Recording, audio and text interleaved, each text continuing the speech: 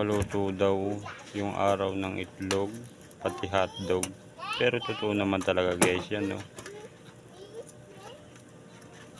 Walang legit na legit yan guys. Walang halong kuan yan. Yan lang talaga yan. Sobrang init talaga. Okay, tignan nyo guys yung mga daon ng saging, no? Layang-laya na dahil sa araw.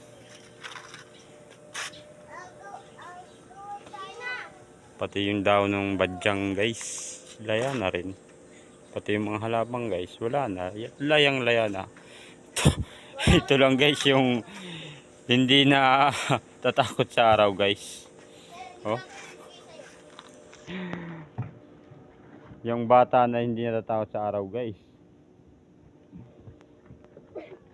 Oh, yan yung takbo. Doon lang guys.